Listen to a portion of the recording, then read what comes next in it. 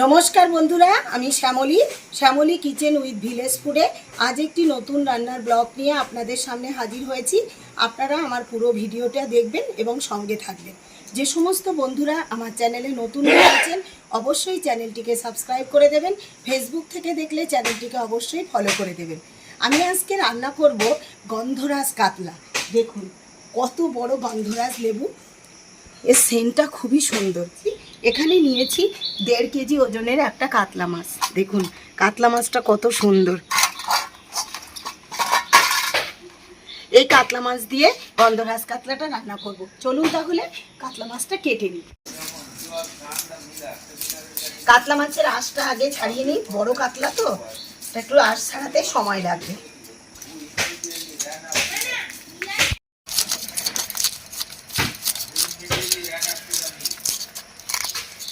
খুব সুন্দর আঁশ ছাড়ানো হচ্ছে।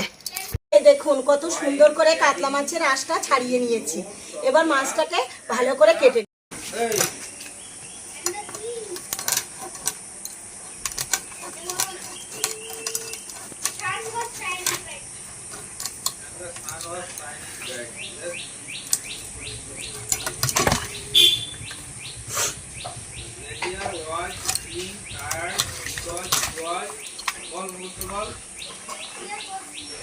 বন্ধুরা দেখুন কাতলা মাছের আঁশ ছাড়িয়ে পাখনা কেটে নিয়েছি।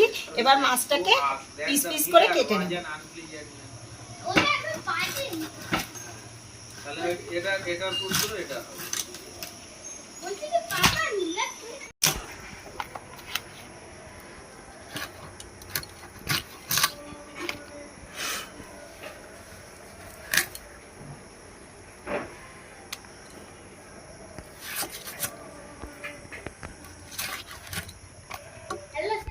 বন্ধুরা দেখুন কতটা কাতলা মাছ কাটা হয়ে গেছে।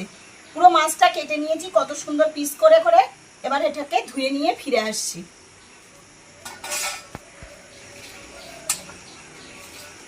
বন্ধুরা কাতলা মাছ ধুয়ে পরিষ্কার করে নিয়ে চলে এসেছি। দেখুন মাথা টাতাগুলো রান্না করব না, মেন পিসগুলো আমি রান্না করব আজকে গন্ধরাজ কাতলা। যেহেতু আমি গন্ধরাজ কাতলা রান্না করব তার জন্য বড় সাইজের একটা গন্ধরাজ লেবু নিয়ে নিয়েছি।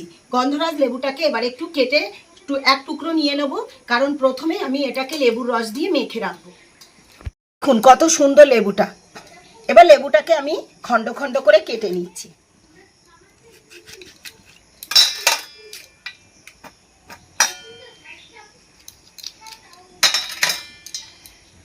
মাছের মধ্যে আমি প্রথমে দেব একটু হলুদ আর লবণ।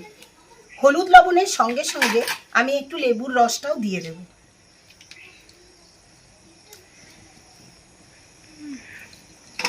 ভালো করে লেবুর রস দিয়ে লবণ হলুদ দিয়ে মাছটাকে মেখে অন্তত 15 মিনিট আমি রেখে দেব। গন্ধরাজ কাতলা রান্নার জন্য বিশেষ কোনো মশলার কিন্তু প্রয়োজন হয় না। যে জিনিসটা প্রথমে প্রয়োজন সেটা হচ্ছে গ্রেভিটা খুব গাঢ় করবার জন্য আমি নিয়েছি চারমগজ আর কাজু। কিছুটা চারমগজ আর কাজু এটাকে আমি ব্লেন্ডারে ব্লেন্ড করে নেব। তার সঙ্গে দিয়েছি কটা কাঁচা লঙ্কা, দিয়ে দেবো সামান্য একটু আদা, 2 টুকরো ছোট ছোট আদা নিয়েছি আর অল্প একটু পেঁয়াজ নিয়েছি, এটাই দিয়ে দেবো। আর এখানে রয়েছে জিরে আর কাশ্মীরি লঙ্কা বা শুকনো লঙ্কা বাটা, এটা পরিমাণে খুবই সামান্য দেবো। এবার এটাকে আমি ব্লেন্ডারে ভালো করে পেস্ট করে আনছি। আপনারা যদি মনে করেন এর সঙ্গে সামান্য পোস্ত দেবেন তাও দিতে পারেন, আমি পোস্ত নিয়েছি, পোস্তটাও দিয়ে দেবো। বন্ধুরা লবণ হলুদ গন্ধরাজ লেবুর রস দিয়ে আমি মাছটাকে ভালো করে ম্যারিনেট করে 15 মিনিট ঢেকে রেখেছিলাম। কড়াইতে এবার পরিমাণ মতন সর্ষের তেল দিয়ে দিয়েছি। এবার মাছগুলো আমি হালকা করে এপিট ওপিট ভেজে নেব। অতিরিক্ত কড়া করে কিন্তু গন্ধরাজ কাতলা মাছ ভাজা যাবে না, হালকাই ভেজে নেবো। এবার মাছগুলোকে দিয়ে দিচ্ছি।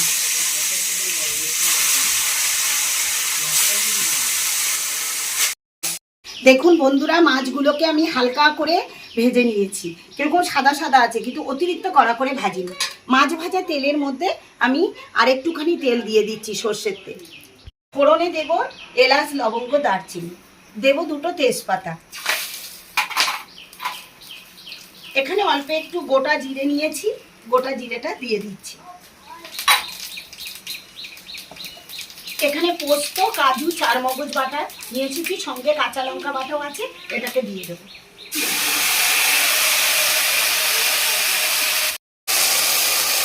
গন্ধরাজ কাতলাতে কিন্তু আমি কোনো রকম হলুদ ব্যবহার করব না। দেখুন গ্রেভিটা কত সুন্দর হয়েছে, গ্রেভিটা দেখতে ইচ্ছা করছে, কত সুন্দর সাদা সাদা গ্রেভি। এবার এর মধ্যে একটু লঙ্কা বাটা দিয়ে দেব। গ্রেভিটা কিছুক্ষণ জাল হবে, তার আগে আমি এখানে একটু গ্রেটারে সামান্য গ্রেট করে গন্ধরাজ লেবুর এই খোসাটাকে একটুখানি গ্রেট করে দেব, দিলে কিন্তু খুবই সেন্ট হবে।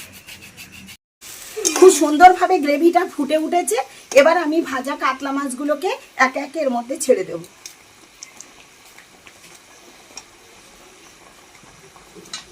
বন্ধুরা দেখুন গন্ধরাজ কাতলা কিন্তু আমাদের রেডি হয়ে গেছে। এবার নামানোর আগে আমি গন্ধরাজ লেবু একটু চিপে এর মধ্যে দিয়ে দেবো।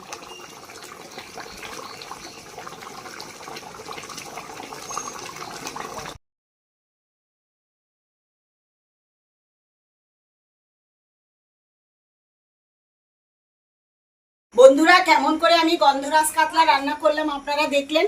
কেমন হয়েছে রান্নাটা আপনারা কিন্তু অবশ্যই কমেন্টসে জানাবেন। ঠান্ডা হয়ে গেছে, এবার এক পিস খেয়ে দেখি। দেখতে দেখুন কি সুন্দর লাগছে, গন্ধরাজ লেবুর গন্ধে একেবারে ভরপুর হয়ে গেছে। মাছগুলো দেখুন কি সুন্দর হয়েছে, গ্রেভিটা খুব গাঢ় হয়েছে, দেখতে খুবই সুন্দর লাগছে দেখুন।